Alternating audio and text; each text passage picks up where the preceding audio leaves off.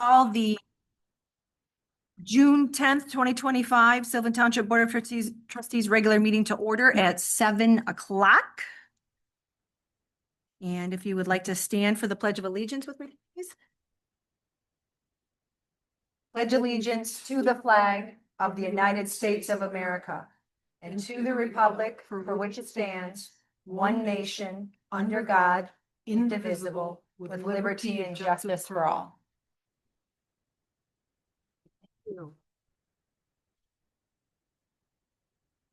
All right, the next agenda item is public comment. Is there anyone that would like to give public comment? You have 3 minutes. If you would stand and give your name. Gretchen. I'm Gretchen Driscoll. I just wanted to introduce myself. I'm the Water Resources Commissioner for Washtenaw County and been out here before as your state representative, but my current role starting in January is as the Water Resources Commissioner. Wanted to let you know if you have any questions or concerns, and I know you filmed this, so my cell phone is 734-395-7329. And my email is Driscoll, DRISKELLG @washtenaw.org. So I just wanted to stop by and say hello. Thank you so much for attending, Gretchen. All right. Is there anyone else? Patrick?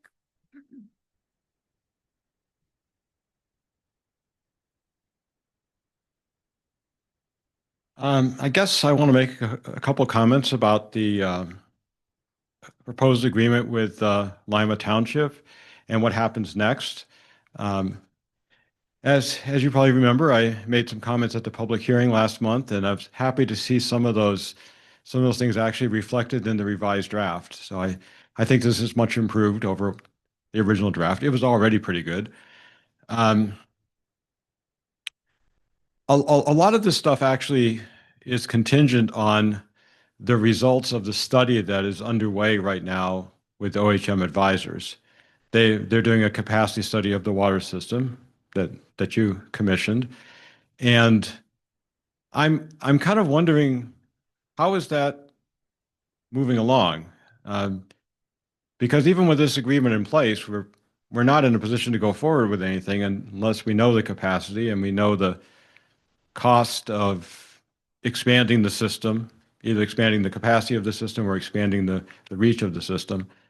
And I think that the phase that's going on right now is just the capacity study, and then the cost analysis would come after that. And I'm just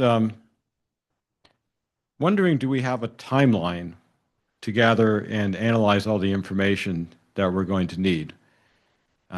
That's my main comment about it. I think the agreement's fine, but there's other pieces that have to be put in place before we can actually do anything with the agreement that's meaningful. So, thank you. Thank you, Patrick. Is there anyone else? All right, then we will move on to approval of the agenda. I would actually like to add consideration of adding carpet to the renovation project to the agenda.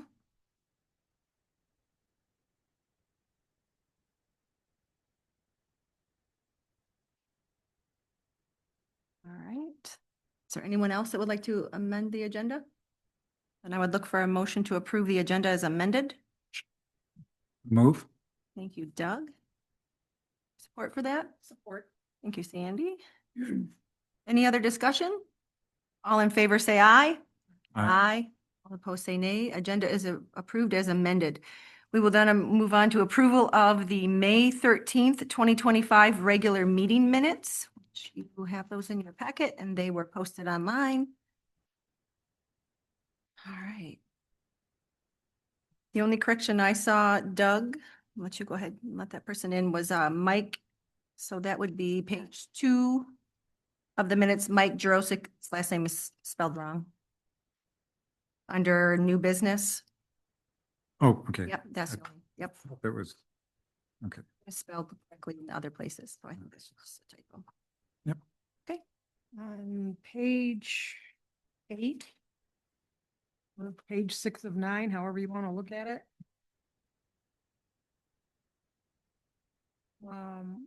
When you've got Kurt's comment. It says, ask about the city Chelsea's. City of Chelsea?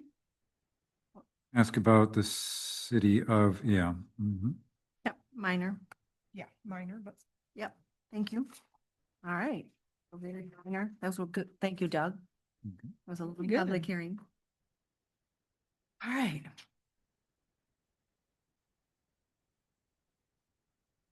Any other comments or concerns on the minutes? All right, look for a motion to approve the minutes with these minor amendments. so moved. Thank you, Sandy. I have support for that. Support. Thank you, Sandy. Any other discussion? All in favor, say aye. Aye. All opposed, say nay. Meeting minutes are approved as amended. We will then move on to approval of the consent agenda, which includes the presentation of bills, correspondence, committee reports, board reports, department reports. All right. So I would look for a motion to approve the consent agenda. So move. Thank you, Doug. Support. Thank you, Sandy. All right, any other discussion? All in favor, say aye. Aye. All opposed, say nay. The consent agenda is approved. We will then move on to unfinished business, which the only agenda item is the proposed 425 agreement between Sylvan and Lima Townships. For some of you that were here last month, we had the public hearing last month where we had the first draft of this 425 presented. And our attorney, Robert Thal, was here to answer questions from the board and from the public. And then he took those comments and you, as you know, we've noted, some of those were incorporated into the draft that you have before you. You have the red line copy, and then we have a cleaned up copy. So, you know, based on those comments, we wanted more assurance that we were not putting Sylvan Township residents in a position to face what we did with, you know, the water system from prior years. And I think Thal did a good job clarifying some, you know, as Mr. Thal said, it made sense to him, but he's an attorney. It needs to make sense to the layperson so that in the future, it's very clear, you know, what we are not bound to. So I think he did a good job. Lyman Township did approve it last night at their board meeting. So it is now before the Sylvan Township Board to consider it. So do we have any comments? As you see the red line copy, you see the changes that Attorney Thal made are in red and they are in capital letters. So there was a change on, well, it's in the board packet, page 52 of 104. Article 3, governmental services. I know that was something that came up. So Attorney Thal included some language that Sylvan Township is not required to make a plan until sufficient funds are provided by the developer or another funding source to cover the costs. That Sylvan Township is not required to expend any funds. We have the authority to do so, but not the obligation to do so. I think those were the main, that was okay. And then on page, which again, this is 56 of your board packet. The agreement does not require that Sylvan Township increase its current capacity. And that was the point Attorney Thal was talking about. We are in the process of finalizing that capacity study. And we don't want to put ourselves in a position where with this agreement, then we're required to expend, you know, funds to increase our capacity. The ordinance states clearly if we're going to extend the water system, or if we're, you know, if we have to make these improvements, it has to be borne by the developer. That is laid out in the ordinance, but it's also then clarified in this 425 agreement. So that is also included.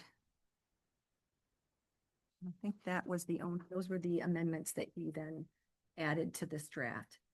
So there was, you know, made sense to Lima Township Board as well last night that we wanted this clarification to, you know, want to protect our residents. Okay. I think Attorney Thal did a great job in clarifying the questions that Patrick had, and some of the rest of us after those questions came out. I think we're pretty I think he did a great job. Just about anybody who wants to read it can understand it, and we're protected, which is the most important part. Mhm. It's a good document. And this is, this is one of numerous steps, Patrick, to your point. We want to put this in place and there are other questions we don't have answers to yet, but this is one step. It doesn't bind us to more than what it does, which is just that we are looking to conditionally transfer this land. There are these other steps and these other questions that we will answer, and they're aware of it as well. But this puts us in a position to protect those parcels of land and protect that border. So this is, timing has been very important based on, what has transpired. So this allows us to at least put this in place right now. So I'm pleased that we were able to get to this step. So it's probably going to be very complicated, but you have to start somewhere, and starting with this Right, is step one. right. So I will move to approve the proposed 425 agreement for conditional transfer of certain property between Lyman Sylvan Township as presented at the public hearing held on May 13th, 2025 at the Sylvan Township Hall, and authorize the supervisor to enter into the contract on behalf of the township as provided for under the Intergovernmental Conditional Transfer of Property Act of Public Act 425 as amended. All right, thank you, Kurt. So I have that motion from Kurt. Do I have supported by Sandy? Thank you. We have any other discussion? All right, all in favor, say aye. Aye. Okay, all opposed, say nay. Motion carries. Awesome. I'm pleased to get to this point. It's been a long journey to get here with multiple meetings with Lima Township, sharing concerns back and forth. All right, we will move on to new business, which is consideration of the water rate increase.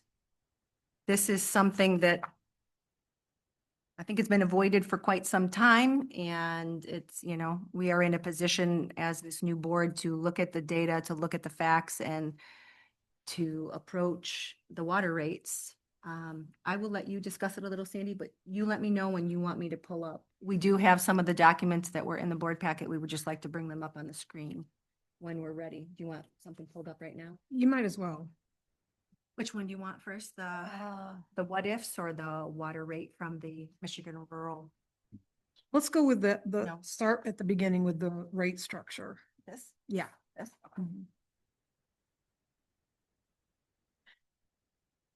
So in 1998, if my memory is serving me, a gentleman named Bolt sued the city of Lansing because they had instituted a stormwater runoff fee.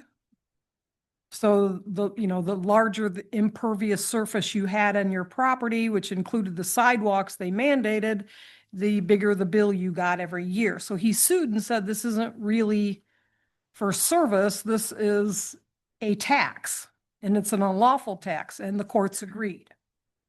The result of that was very clear guidance on how municipalities must structure their utility rates, which utility funds are considered enterprise funds, and they are supposed to be self-sustaining. Okay? But you can't collect more than what you need. So Michigan Rural Water Association did somebody up there much smarter than me, compiled a very elaborate Excel spreadsheet document to help municipalities calculate what their rates should be. I'm not getting this to come up. Oh, no. The screen is off. I know, but it's not coming. So back when this first came out with my previous life, went to class, learned how to operate it, and I've used it every year since. Years ago, an entity that I worked for wanted to make sure they were doing the right thing, so they hired an engineering firm to calculate the rates for them. And the rates they came back with was within 2 cents of what this program calculated. So I did a quick entering into the system to see what our rates might look like. And the deeper I dove into working on this, more I realized that what we were charging for our rates could potentially put us in legal jeopardy. The standard that the industry uses is well, let me back up a little bit. What municipalities now are supposed to be doing is you calculate what you're going to charge and what they call a ready to serve fee. So the flat fee portion of the bill, and then you have your consumption based. And in order to make the calculation for the ready to serve fee, it must be dependent upon the size of your meter. The bigger the meter, the more water that can flow through it, the bigger the drain on the system, the more the cost, so the more you need to pay. Well, when I got into what we're currently doing, I discovered that instead of charging based on the size of the meter, we were charging based on the quantity of the meters. So if you had one, you paid $95.10. If you had two, you paid double. If you had three, you paid 3 times. And it had nothing to do with the size of the meter or your, use of the system. So we had a conversation earlier today with the attorney to make sure that my thinking was accurate. And he said that we could be in legal jeopardy if we continue that practice outside the norm of the industry standard. So I ran to Dave and said, can you run me a report? Show me how many of every size meter we have on the system. And he did. So we made a few little adjustments to make sure we had the right numbers, because when I did the original, it was just, how many meters do we have? And I wasn't even right about that. So thank you, Dave.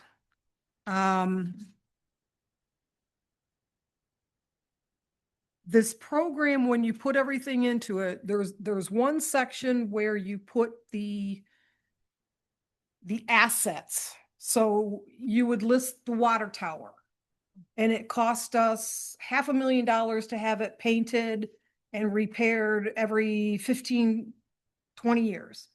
And it takes 1/20th of the cost you assign, and it divvies that up so that in 20 years, you have the money to maintain your water tower. And you have to put all your assets in. This does not have any assets in it. We're not there yet. Mike is working hard on it, but he's just not there yet.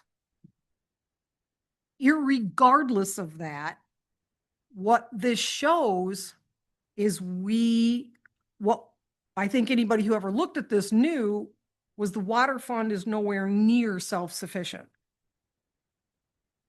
And from what I can determine looking in the system, rates have not been changed since 2014. As costs have continued to rise. So we are between the proverbial rock and a hard place. I know our rates are high. But we got to start doing something. Because the general fund cannot continue to subsidize the water fund to the tune that it has been. And, you know, there's only so much extra money to go around before we are completely out. So the discussion tonight needs to be, what is everybody's thoughts, comfort levels, in what do we want to do? How do we want to approach this? I will say this has to be done. It has to be looked at and evaluated and adjusted every year as part of the budget process. Every year. Because the more you kick the can down the road, the bigger the pain when you finally realize there's nothing more that, and you have to do it. Well, and what we hope as we add users, Right. we're moving in that direction, this will stabilize and we could go back in the other direction once we reach a point where, you know, our base is. We don't want to say right now, well, we need $25.59 per 1,000 gallons of water to make it balance. That's not fair to anybody.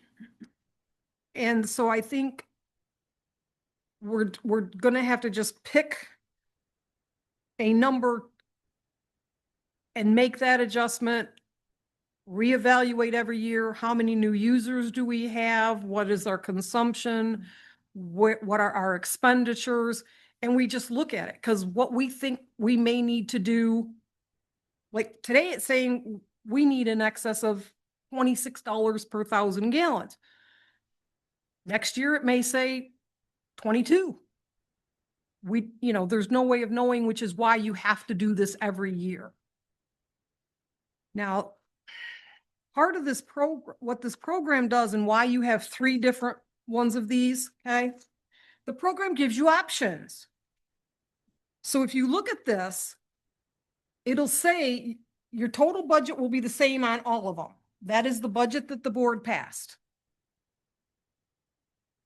But it will tell you, okay, do you want to put 20% of that cost in your RTS and 80% in your consumption? The next one says 10% in your base, 90% in consumption, and the next one says 50-50. So you can see, depending on how you set those parameters, is how it sets your rates. So, and again, because I missed the first part, so forgive me if I'm repeating, okay. stop me. You know, we need to decide, do we want to adjust the flat rate, the consumption rate, or no, excuse me, no. The RTS, which is the flat rate, Right. the Versus- consumption rate, or both. So right and now, the levels. and so right now, the flat rate is $95 cents. and 10 cents. And the price, the consumption rate is $14.55 per 1,000 gallon. Correct. Yes. So, you know, do we want to adjust that flat rate a little higher? Do we want to push more pressure on the consumption rate? Do we want to adjust it just a little on both? I mean, we certainly cannot, I would not feel comfortable, at least for my opinion, that we would, you know, increase this to the level that this program is saying we would need to make it self-sustainable. That's just such a big jump. And I'm not advocating for, let's be clear. I don't think anybody's advocating for that. But the numbers are the numbers and they prove we have to do something. And in my years of doing these rate studies,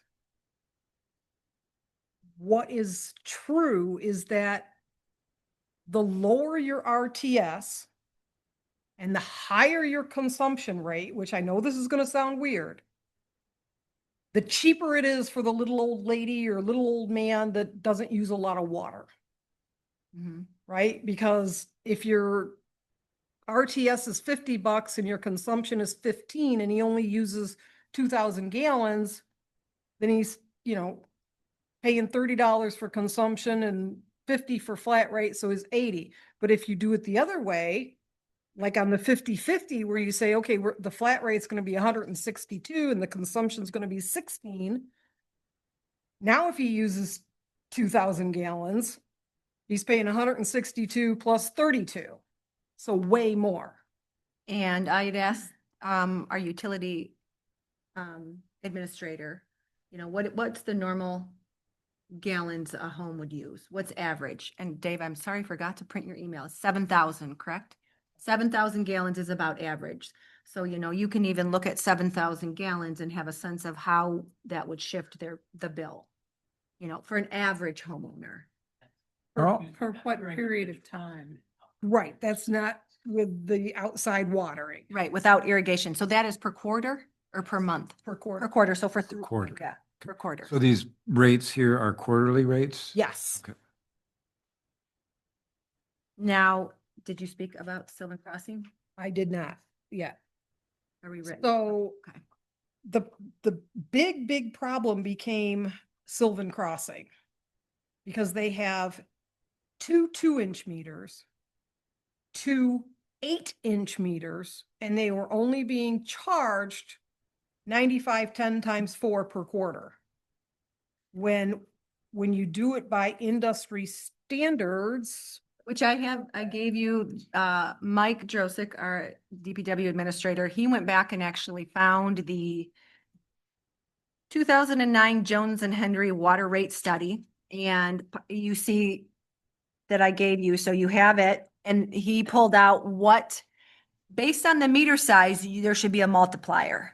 And right now Sylvan Crossing is not, they are not being charged a multiplier, which is thousands of dollars. So if you look at an 8-inch line, this is back from the Jones and Henry study in 2009, for an 8-inch, line, an 8-inch meter, there should be a 32, the multiplied by 32. So so instead of paying just under $400 a quarter, they should be paying on the flat fee in excess of, was it somewhere around 13,000? with the fourth, right. With 'cause the it- two with- 8-inch meters would Right. be was it 6,000? I know, we're, I think I left it on my chair, yeah, my desk. we've been going through so many different numbers, trying to That- bring the data. So that's going to be a big change. There are some other meters out there. We had 5 2-inch meters. We had 3 or 4 1.5-inch meters. So there's going to be some adjustments for people. But we need to make the decision, are we going to follow this Jones and Henry, you know, recommendation? Sandy also ran these through this Right. study as well, and they were very comparable based on the multiplier that was included in this program. So again, they're coming up about the same. So if we look at that and we look at the 8-inch, they have two 8-inch meters, so, you know, 95.10, or if we decided to adjust this a little, times 32, and then the 2-inch, there's a 3.2 multiplier there. So what are your thoughts? We've been gathering this together. We've been looking back at all of our data and just, you know, trying to understand the past and how we got here, and that we have to make a decision going forward that starts to approach, you know, the fact that the general fund is subsidizing the system, and we have to move away from that. My, Get there overnight, but we need to move in that direction from incremental rate increases and also adding users, which, you know, so we're working on both. so I guess my first question is, would a place like Sylvan Crossing, if they were in Jackson or Ann Arbor, would they be expected to be paying $13,000 or so in meter fees alone? Absolutely. Okay, Because But it's very difficult to compare rates from one community to the other because every single one has fixed rates, right? Mm. And the fewer the users you have, the more you got to charge each of them. And, you know, so if you looked at Jackson, which is a very old system with thousands and thousands of users, their rate's gonna make ours look like, we're robbing people blind. But it's all proportionate and we're stuck. Right. We have few users. I know it feels old, but it's still a newer system. And the reality is there's just not enough users to spread that overhead on. And until we get more, if we can get more users, this is just going to be painful for everybody who lives in this township. I don't think it's a matter of if, we're moving there. We're moving in that direction. We're moving there, but Another question is it, does it cost us extra money? I mean, is it expensive for us to supply a quantity of water versus just supplying it? In other words, if people are conserving water, is that a good thing for us or a negative thing for us? well, I'm not a water plant operator, but my understanding is a lot of the problems at the plant was caused by not having enough consumption. Cause there's certain fixed things that they have to do because it's a reverse osmosis system.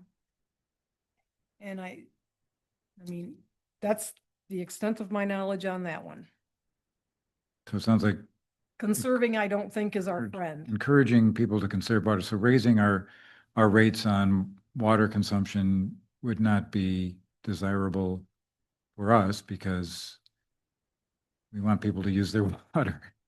Well, it's a catch-22 though, Doug. I mean, if we don't have the money to maintain the system, we're continuing to drain the general fund. So there has to be a balance there.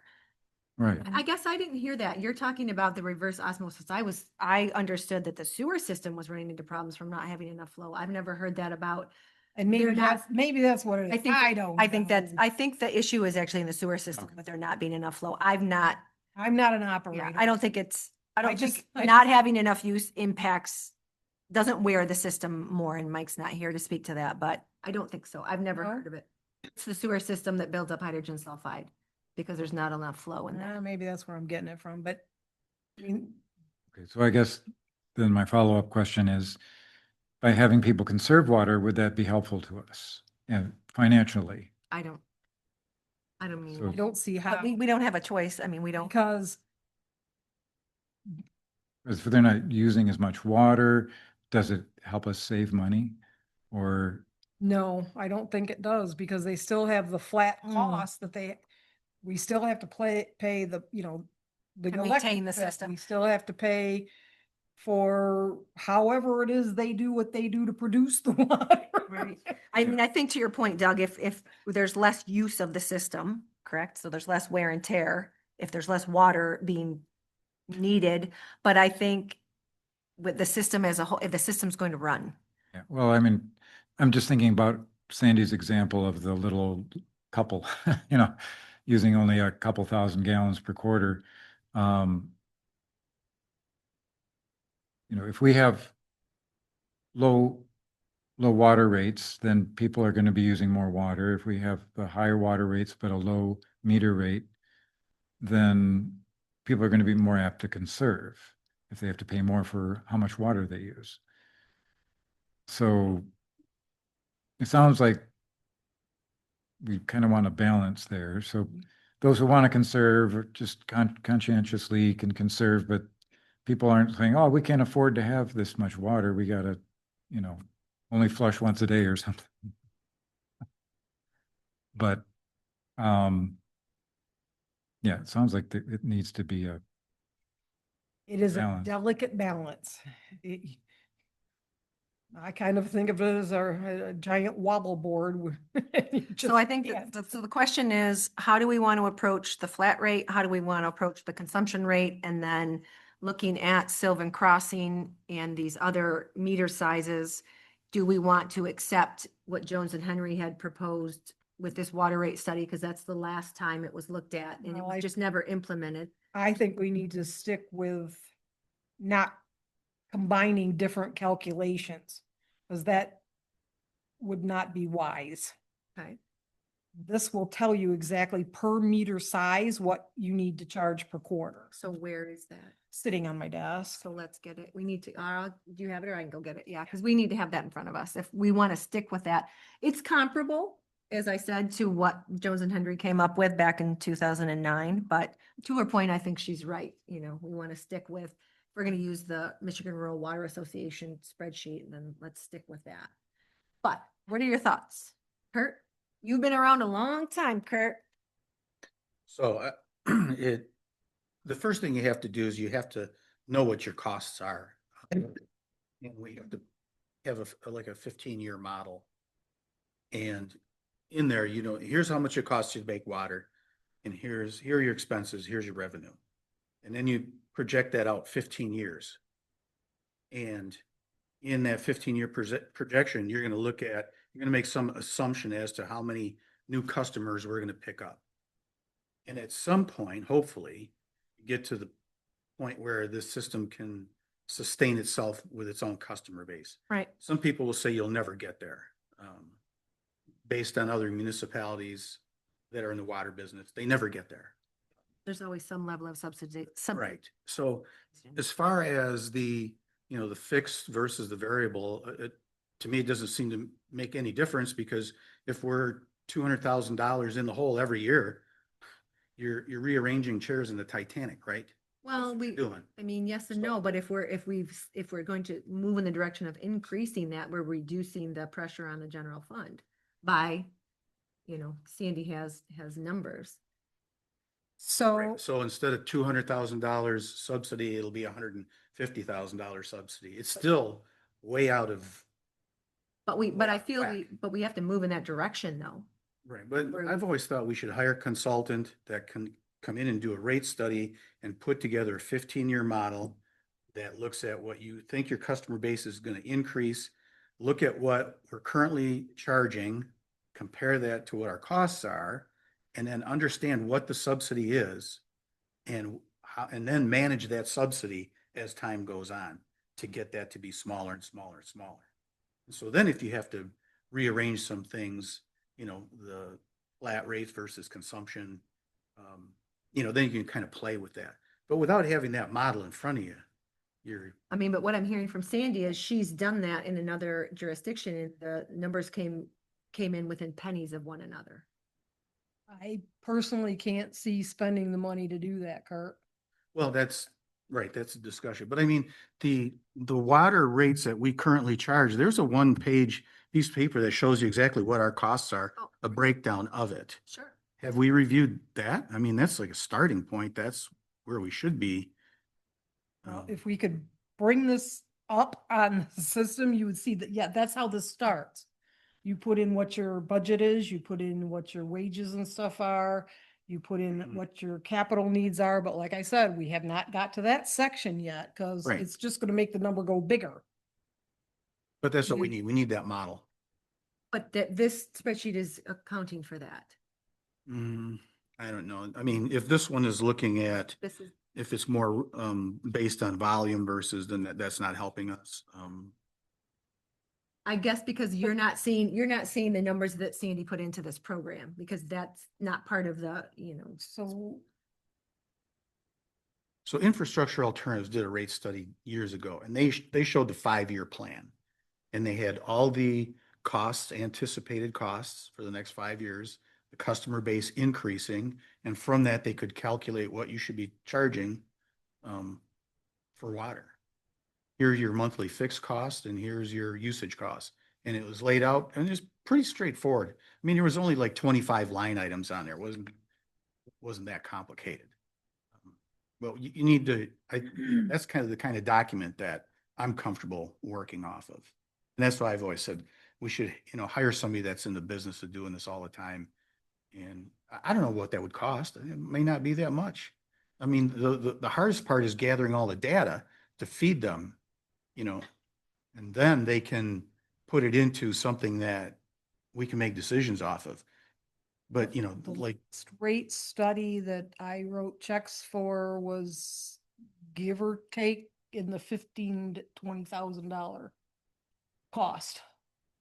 right, which you hate to do when you're already 200 grand in the hole, throw another 20 in there, add it.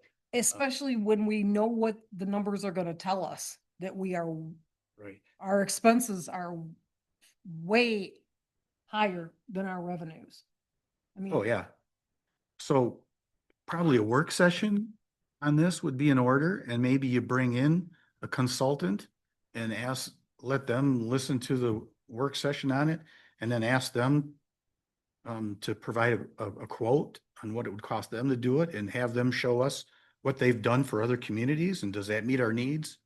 I think that the five of us sitting here trying to figure this out is not, if you have a specific question, I'll give you my thoughts on it, but I'm going based on Sandy's prior experience, sure. working with a consultant that came in within pennies that this Michigan Rural Water, Association spreadsheet provided.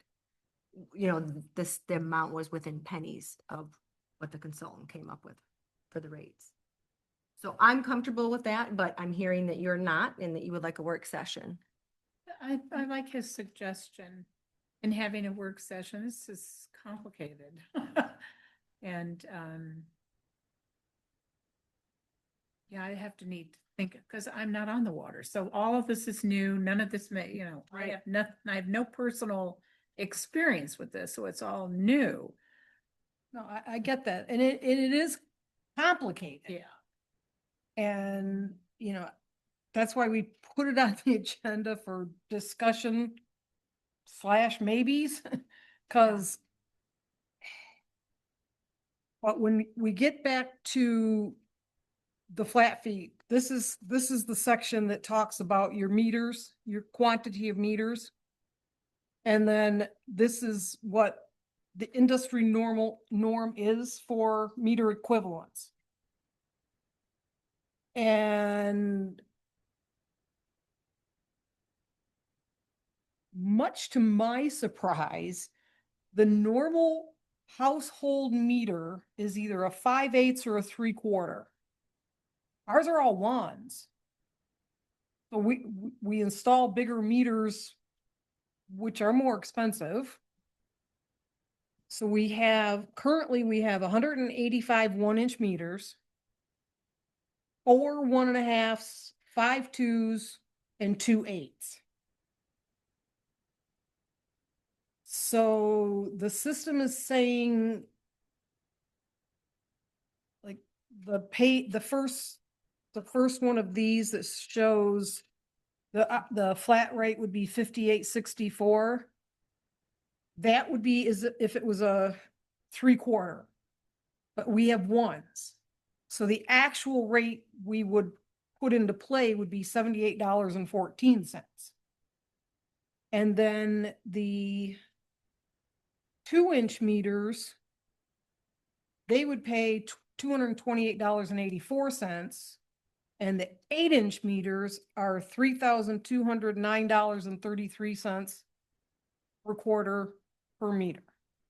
So you can see it ratchets it up what the household is. Something crawling on me. Sorry. Damn creepy crawlies. So, the program accounts for the industry norms for the larger the meter, the more you use the system. Right.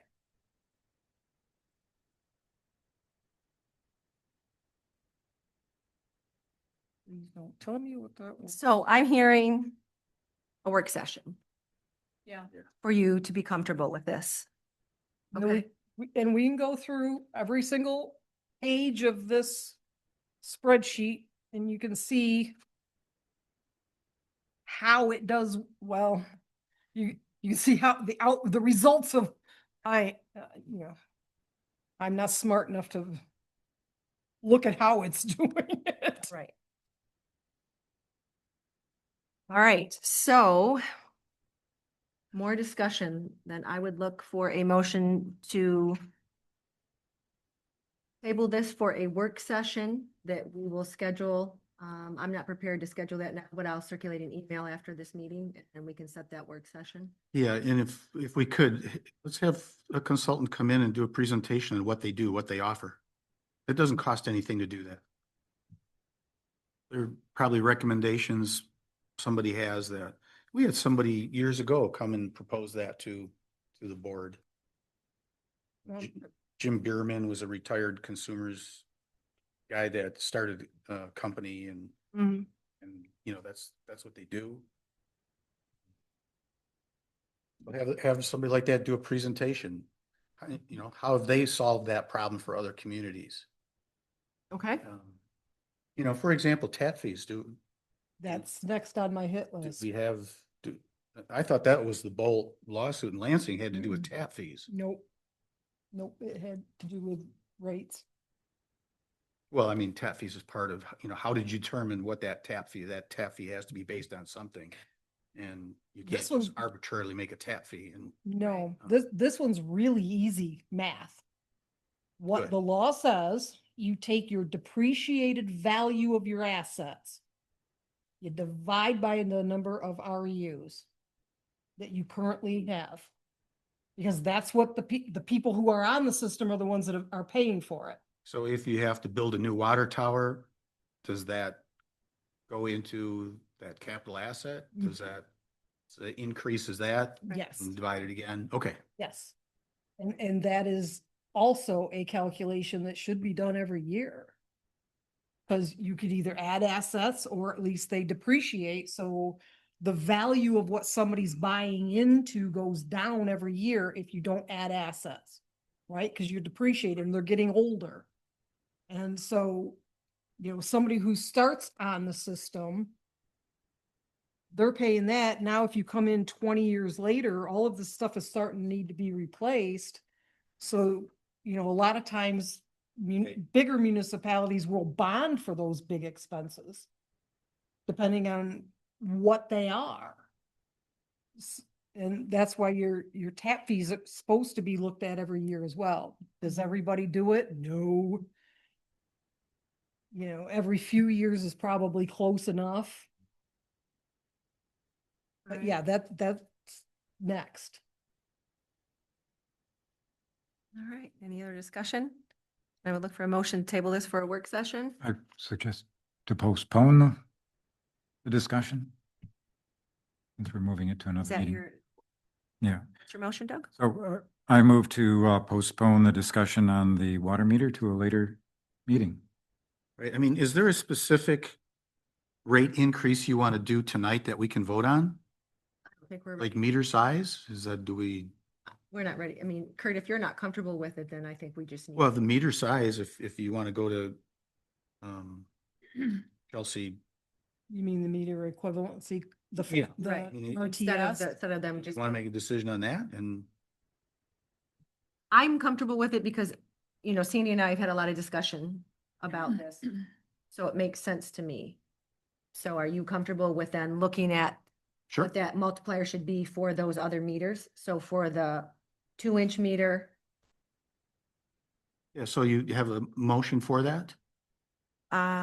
so we have a motion right now to postpone this discussion to a later meeting. I do not have support for that yet.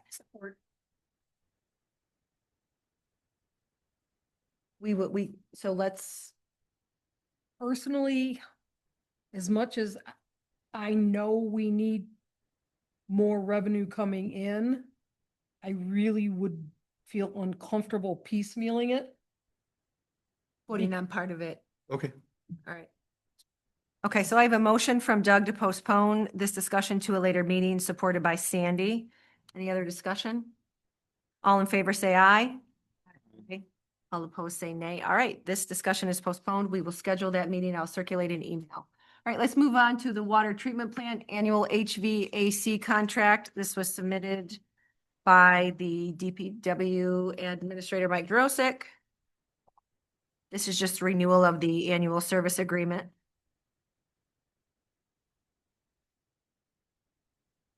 So you see here that Mike has the, in the estimate for it.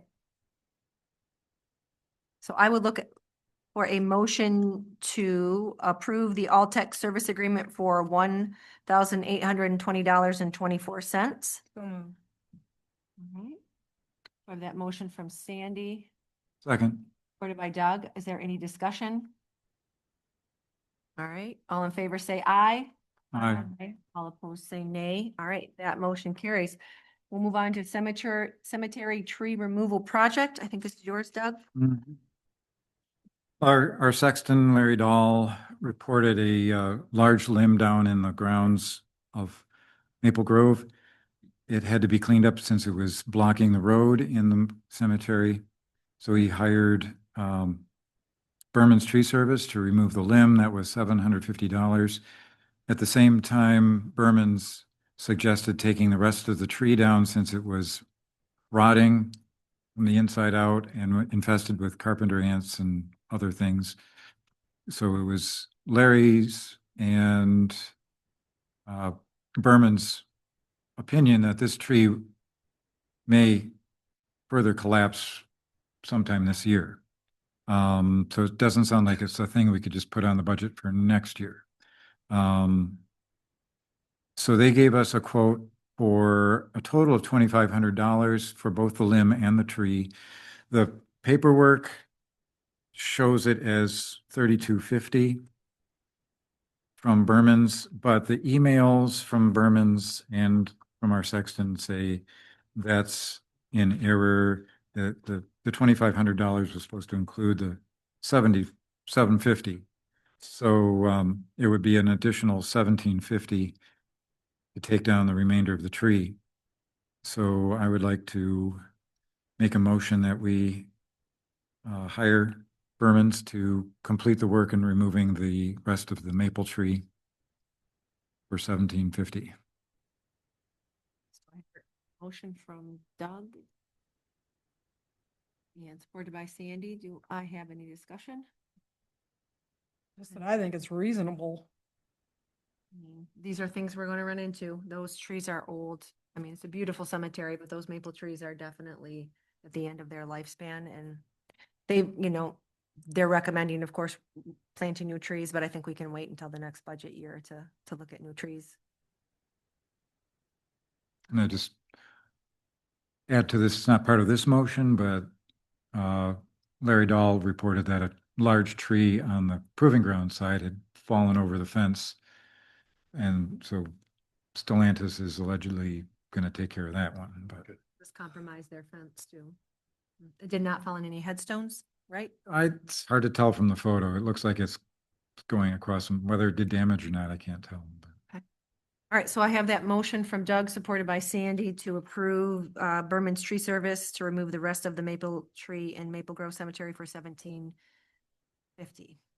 So, any other discussion? All in favor, say aye. Aye. Both say nay. That motion carries. Move on to Michigan Township Association Annual Dues Legal Defense Fund. Okay, so our annual dues are due. They are 5105, and then they are suggesting an optional legal defense fund contribution of $153.16, which would bring our dues amount to $52.58.16. And then this year we have a premium pass education subscription for $1,900. Now, that's good until the end of December.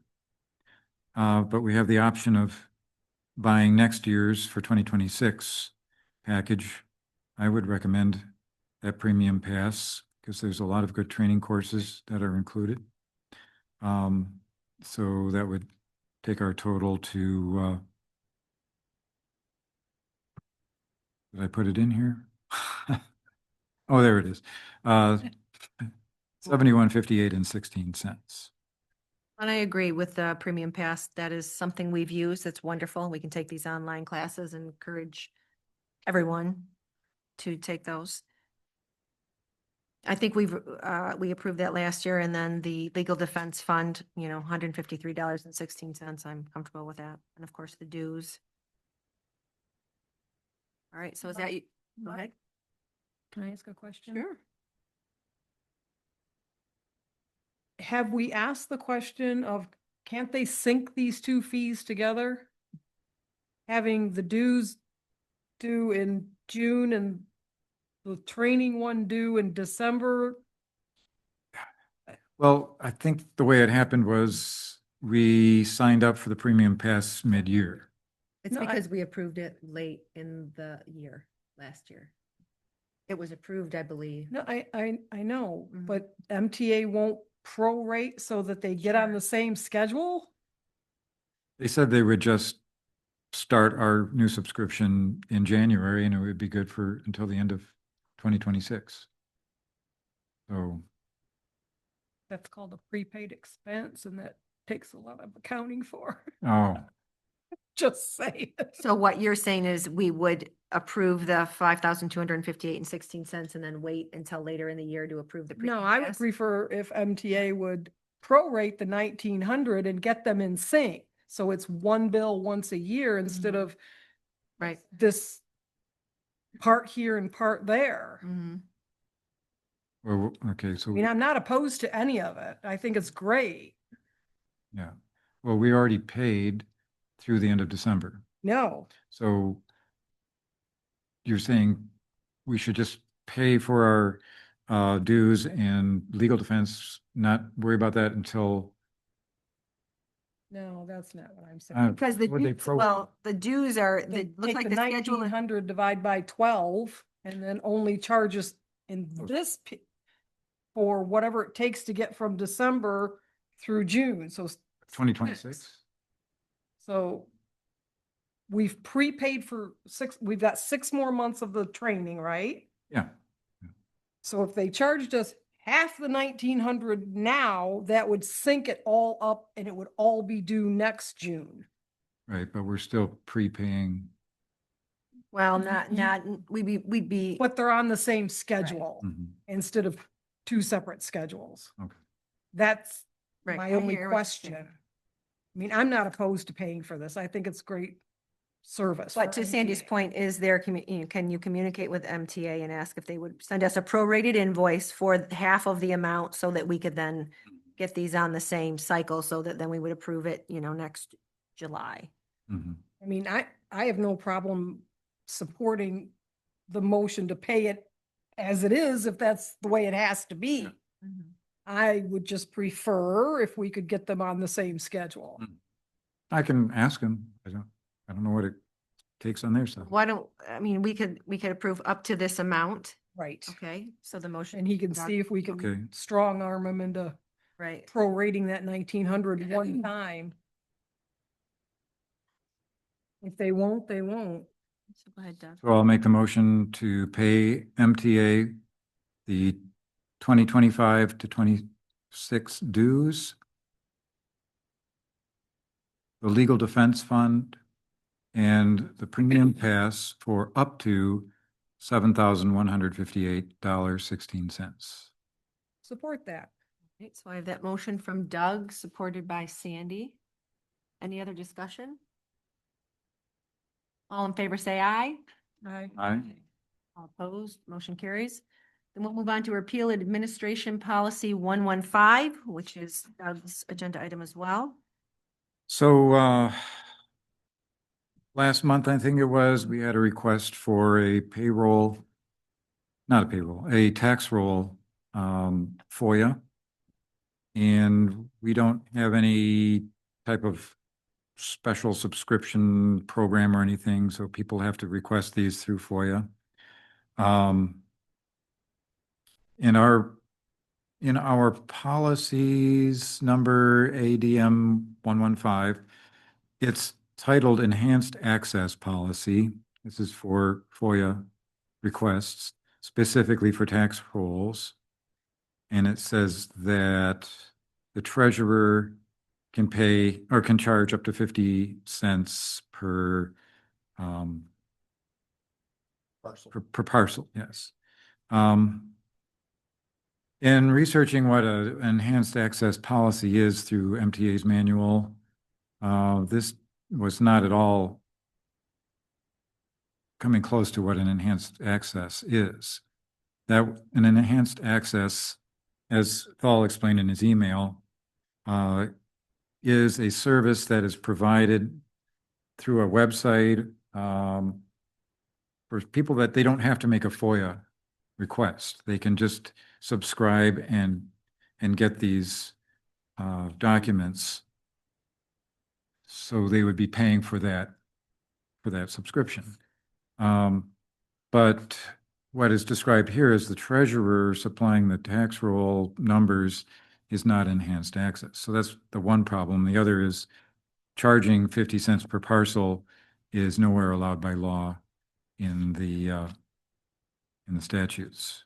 So it's just not a good policy, and Thal says that we're setting ourselves up for being challenged if we use that policy. So he suggested repealing it, and I would agree. So I would like to make a motion to repeal policy number ADM 115. Treasurer wholeheartedly supports. I have that from Doug, supported by Sandy. And I would agree. I don't know, this policy is before my time. I don't know where this policy came from. But yes, thank you, Doug, for doing that research and having conversations with Attorney Dahl. Sounds like it's not legally defensible, so absolutely, I support it. Well, and when it takes less than 2 minutes to run, To provide. Okay. All right. Any other discussion? All in favor, say aye. I, All opposed, say nay. Motion carries. All right, ADM policy 115 is repealed. Then move on to disposal of inoperative obsolete township property from Municipid. So I got a email solicitation about from Municipid, which is best way to describe it, like an eBay for municipalities. Apparently a lot of municipalities use this service to sell off their old capital, whether it's typewriters or tractors, whatever it is they have. So according to their website, there's no fee for the seller, and that we keep 100% of our proceeds if we sell anything on their website. So I can only imagine that they charge those bidding a fee.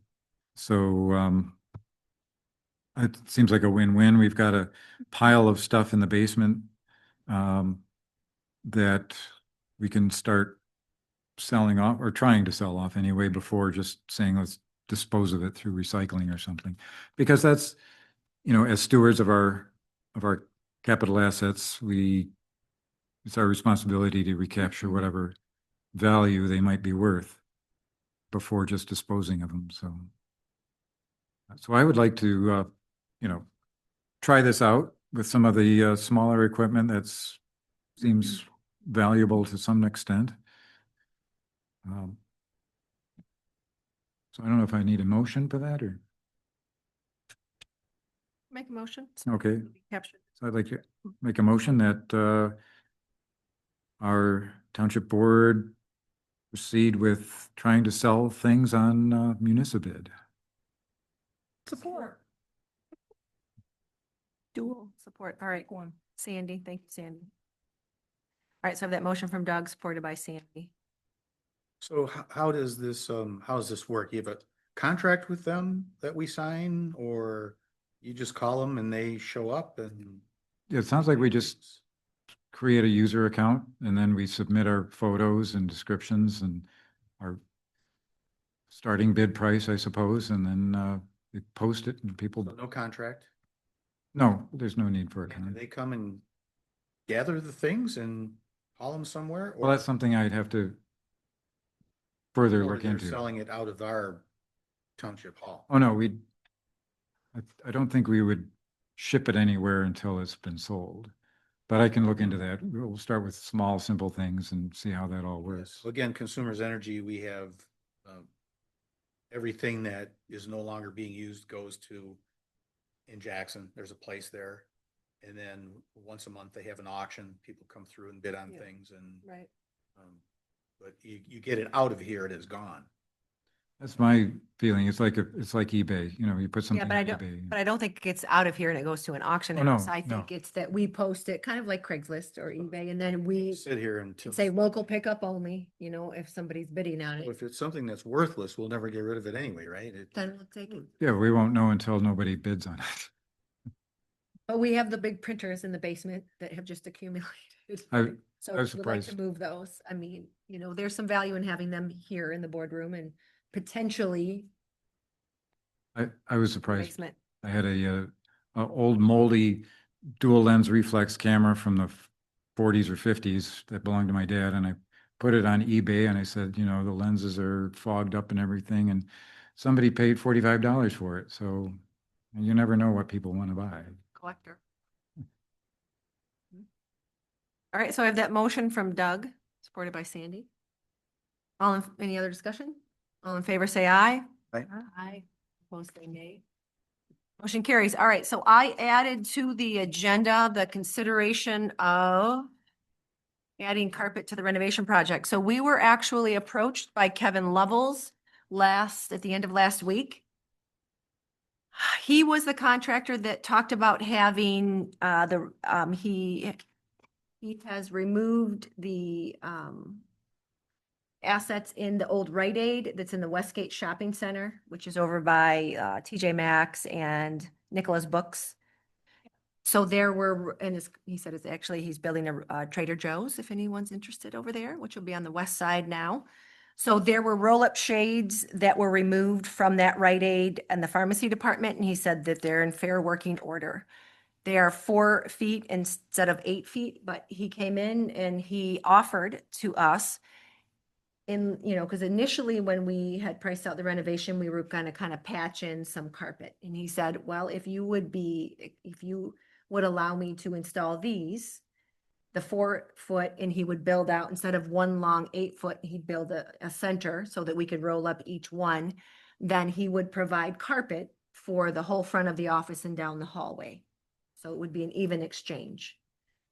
You know, I said, well, I'm a little concerned, maybe we wouldn't get the warranty of a new system. And I was waiting on Scott McElrath to get back with me on what a typical warranty would be for those roll-up shades. I mean, if it's a year, I think you could consider, but then Kevin we also had additional discussion. So then what would it cost us to carpet the whole office?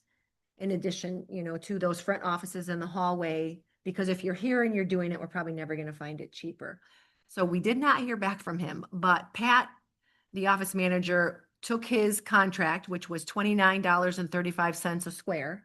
That was the install price with labor. And then she went and she calculated the other offices. I am not clear, and I called Scott and I did not get a reply if he was including the assessing office as part of the swap. Or the kitchen area. I mean, we know when we look at that carpet, it is in bad shape. It's dated, the rooms are different colors. So you have it in front of you. Pat broke this down for us. If the kitchen area and the assessing office is included, the price for the back offices would be an additional $5,283 for the carpet installed. And then if it does not include the assessing office, there's an additional $1,013, $1,013.20 and for the assessing office and $234.80 for the kitchen area. So the total, if we carpeted the whole office area, would be $6,531 if we included the swap and then these other offices. I just don't think we would ever be in a position where we have the contractor here, they're willing to move the furniture around, and we could carpet the whole office and we can get that done. So without having this, I mean, we have a sense because we know what his price per square is in the contract. We know what the square footage is. So I think even without him providing me with that document, we're going to come in about that amount. So we could look to approve up to $6,531 to just finish carpeting the whole office area and then be done with it. I think it's an opportunity for us to just get that done. I mean, because goodness, part of the problem is that we're moving furniture when we're trying to do this stuff. And we're, already in the middle of the renovation, so. Your thoughts?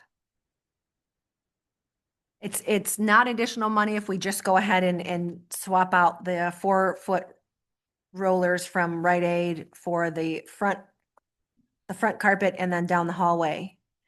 So that would not be additional money, but if we have the offices included, then it would be additional. Since the carpet is what, 24 years old? I think it probably needs to be replaced.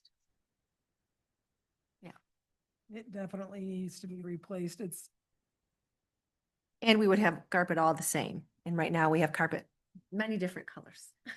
I'm Different. just wondering, are those carpet squares the most economical flooring available? Because I'm wondering if we can use like a, what do they call a luxury vinyl or some kind of vinyl floor that is easier to clean, easier to move office furniture on.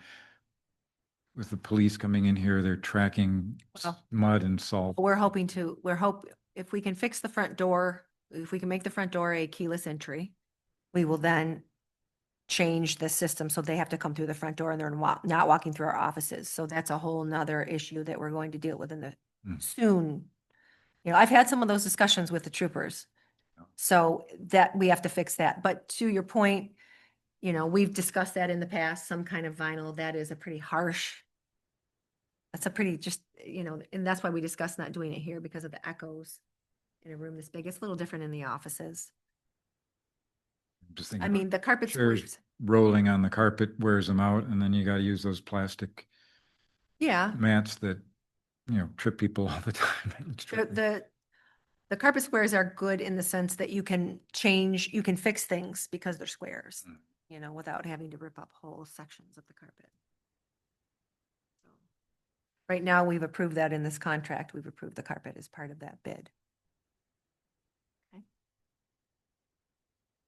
Then, any other discussion? I would look for a motion then to approve up to $6,531 to just carpet the entire office in addition to the swap. All right, so I have that motion from Kurt. Do I have support for that?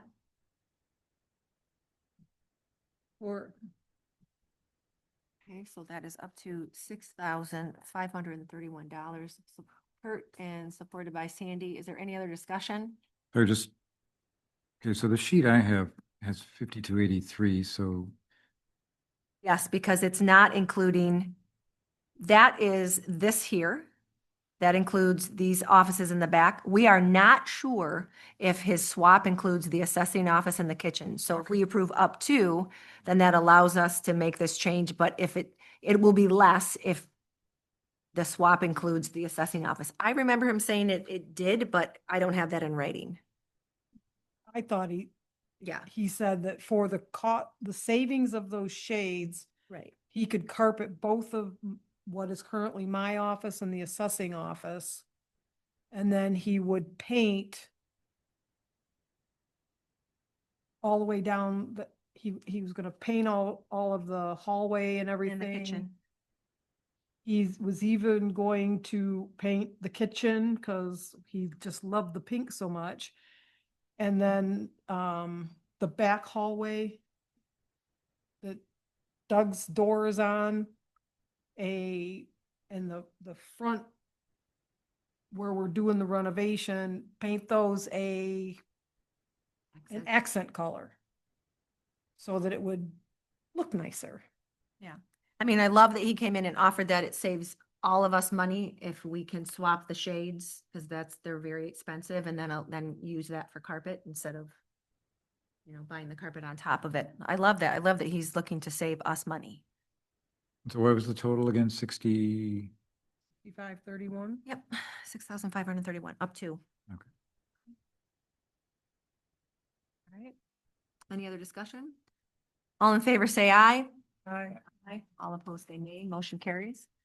All right. So that concludes the business portion of the meeting. We'll move on to the second public comment. Anyone that would like to speak in second public comment? Marcy?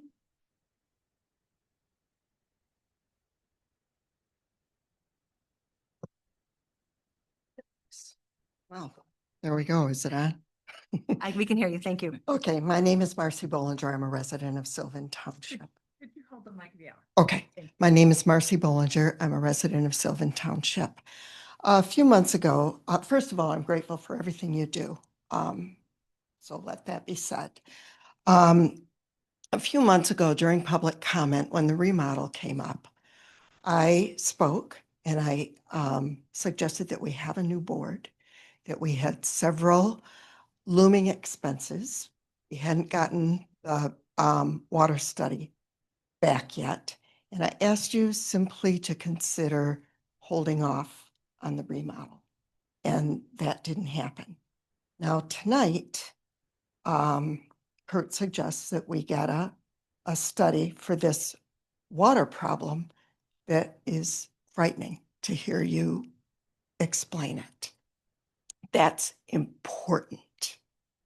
And Sandy made it sound like that was a lot of money. But when you think back, $30,000 was not a lot of money for a remodel that we're going ahead with and that wasn't urgent. Would it at some point be nice and more welcoming? Of course. Would it make your jobs a little easier? Probably. But I just am concerned about the fact that something so important now looks expensive, and something that was not necessary doesn't seem to carry the same concern. So I have two questions. And I guess that was one of them. Why is there the different feeling about the costs? And the second one, I missed last month's meeting, but the two prior months I was in attendance. I never heard a vote on the remodel. I heard a vote on choosing the contractor, but never on whether or not you would go forward with the remodel. I don't know whether that's the type of thing that's done in private, or whether that's the kind of thing that should be done at a meeting, or whether that is the kind of thing that doesn't need to be voted on at all. So if somebody could take a minute and explain that, I'd appreciate it. Thank you. I don't know how to get this back in. Just sets in, yep. Thank you. Thank you. All right, any other public comment? Patrick?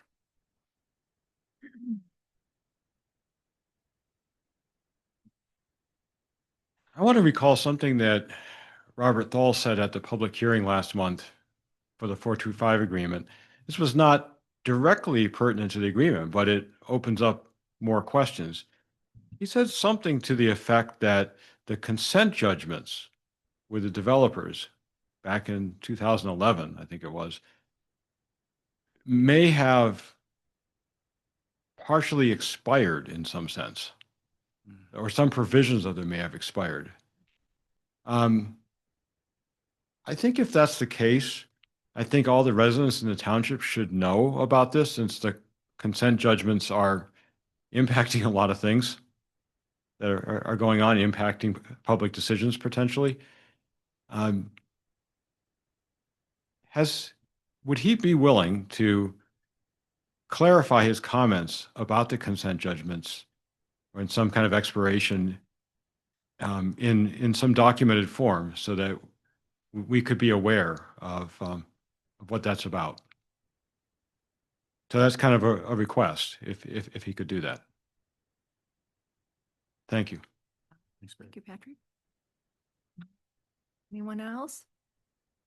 All right, thank you. Then we will move on to Board of Trustee comments.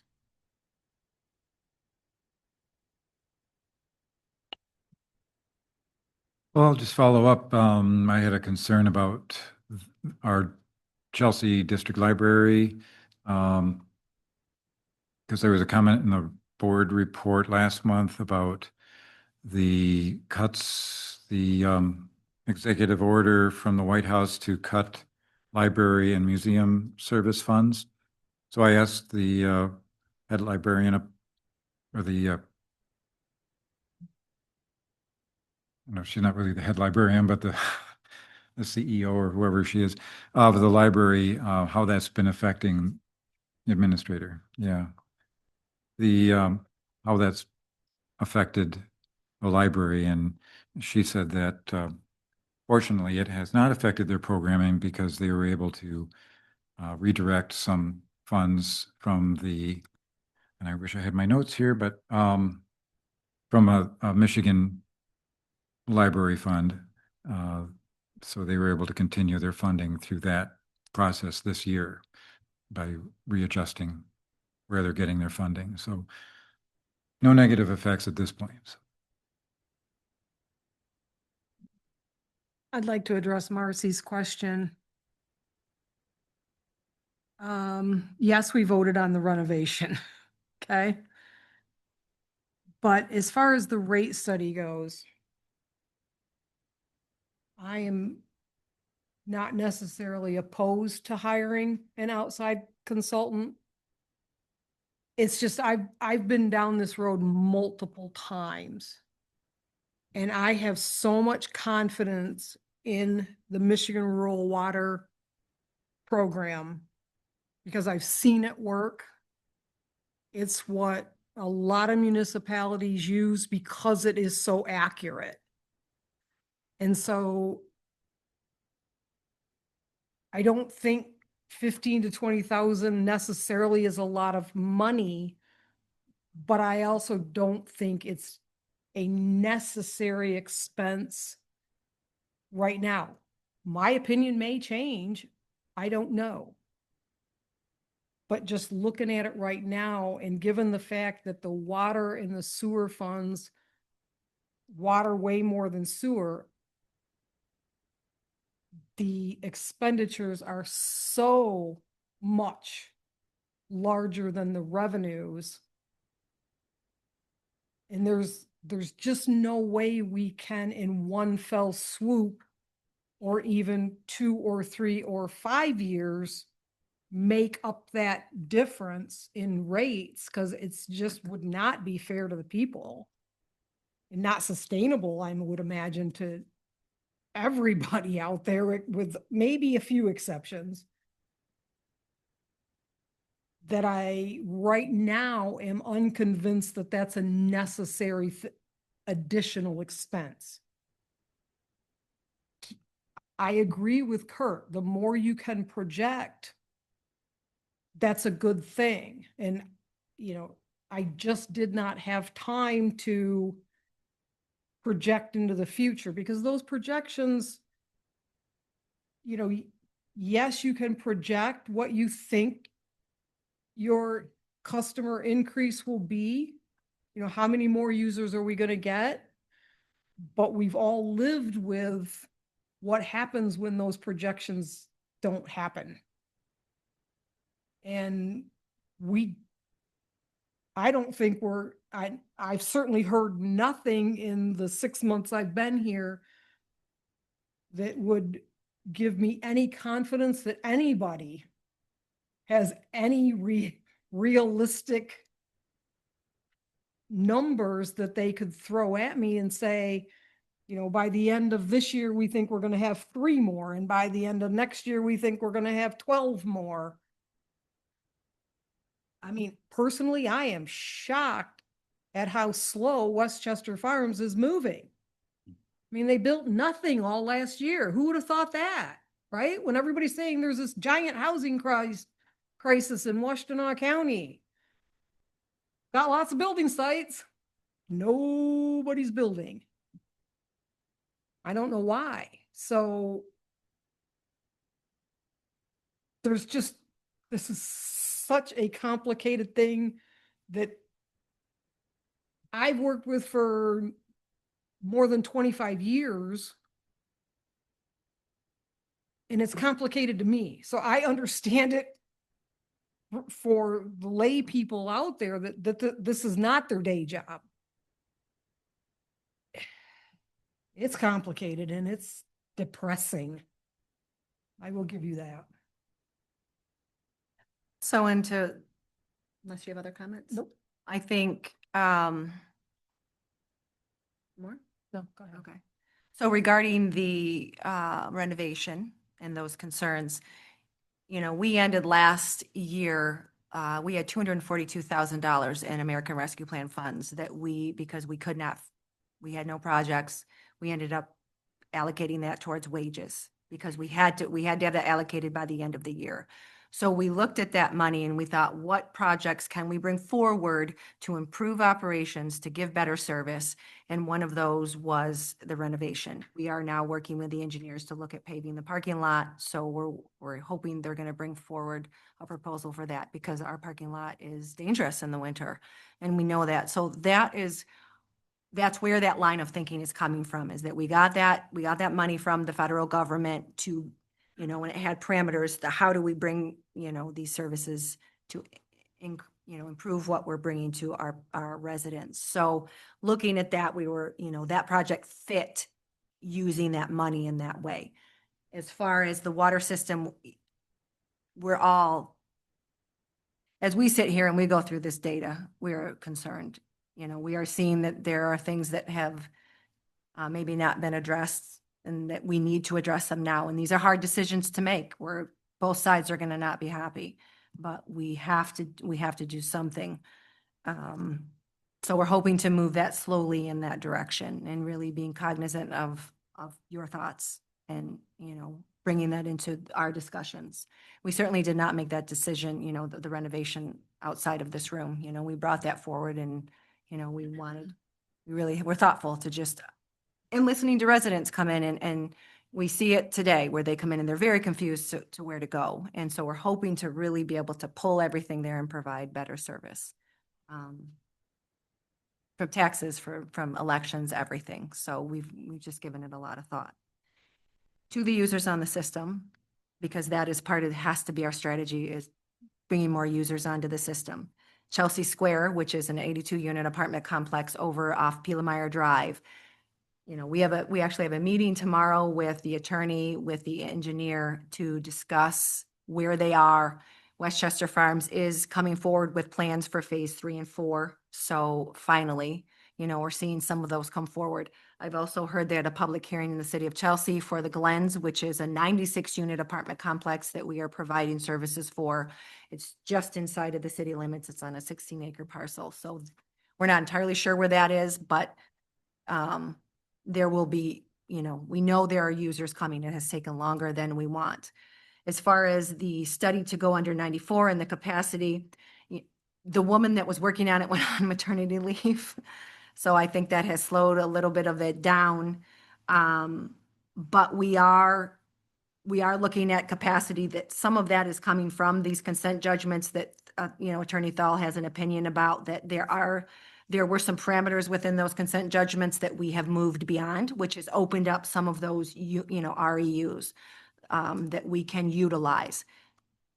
But we don't have those, we're just not at the final numbers yet, but we know we have numbers. Again, not knowing what development proposal may come forward, you know, it's hard to, we can't say, well, we can give, you know, this amount because we don't know what development proposal is going to come forward. And if a development proposal comes forward and we do need to look at improving our system, it's laid out in our ordinance, it's laid out in the 425, that has to come from the developer. We are not going to put this on the taxpayers. You know, we want to be slow and careful. You know, just the 425 is in place so that we can at least protect that area of the township. So, is that all? I think. Can I I've covered- follow up on one thing you said? With these 2 new apartment complexes coming in, when I was looking at these rates and I saw how we were doing it, and I knew what we were doing was not legally defensible, we risk losing a lot of money if we don't change how we're doing these rates. Yeah. Because if, I'm not sure, I don't remember how many buildings Chelsea Square was gonna have. But if they decided to meter 1 meter per building rather Right. than per unit, that's an exorbitantly different amount of money the way we're charging Well, now. because if And- we're charging Sylvan Crossing in that way, we would have to charge Chelsea Square in that way. We called Attorney Thal. We had a conversation with him this morning. He had no idea that that's how we were charging. He had no idea, and he's just baffled that that's how it's been done. But to Sandy's point, she said, we're going to really run into a problem if we are charging Sylvan Crossing this way, and then we're not going to charge Chelsea Square and the Glens in this way if they have meters per building. So we want to correct that before we get into that scenario, because, Sylvan Crossing, if we look at this historically, we've lost some money over the years, Yes.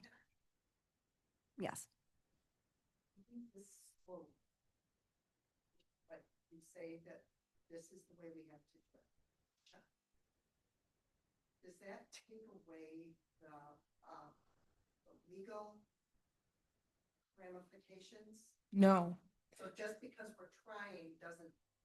No, mean that because- it's not the job. doing it slowly doesn't put us in legal jeopardy. What puts us in legal jeopardy is how we're doing it by charging per meter, which is outside industry norms, rather than the meter equivalency, which has got those multipliers in there. So it doesn't matter if we knock it all down to a more reasonable number, as long as we're still starting with that initial residential meter cost and then using those multipliers to get to the bigger meters. You cannot charge the same amount of money for an 8-inch or a 2-inch as you do the residential. That's what puts us in trouble. So as long as we use those parameters, it doesn't matter if we're not charging all of it. But we have to apply that across the board too. We can't go to Right. Chelsea Square and say, You- we're going to charge it this way, but Sylvan Crossing, we're going to charge differently. Then we're in trouble. That's the whole. Yeah. The whole, I'm not coming up with the right words. But the whole methodology is fairness, right? So everybody is paying proportionately Right. the same amount of money. Based on their meter size. That ratio Right. reflects the meter size. Yes. So we're hoping, that's where we're wanting to get. It's like, we need to bring that data forward so that we can come to a conclusion that makes sense, because if, we know we're facing both sides are not happy. You're not happy. I'm not happy. We're not using the system, but we're still paying for it. The people on the system now are going to face some increased costs. And we're trying to do it in a way that will be palpable so that we can move in that direction and then utilize the additional users on the system to try to find some kind of balance here. It's not easy, as we look at this situation, it's the book we were handed, but we can't do nothing anymore. We need to move this forward in a way that is going to be sustainable, or at least closer to being sustainable, so that you're not paying for a system that you don't use. Yeah. All right. All right. I think that was all I had. Just wanted to bring up the Chelsea Square, Westchester. I think that was it. We're continuing to work on everything, and thank you so much for your comments. We really appreciate those very much. To be active is a gift for you to come here and let us know. All right. So that is all I have. Any other Board of Trustee comments? All right, I would look for a motion to adjourn Moved. at, what time is it? 8:34? 8:34. So I have that motion from Sandy. Support? Support. Supported by Sandy. All in favor, say aye. Aye. Aye. All right, meeting's adjourned at 8:34. Thank you so much.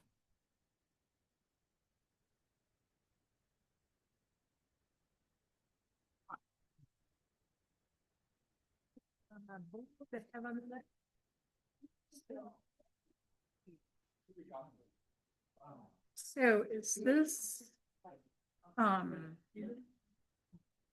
So I have a question. Residential lighting section, this is applying to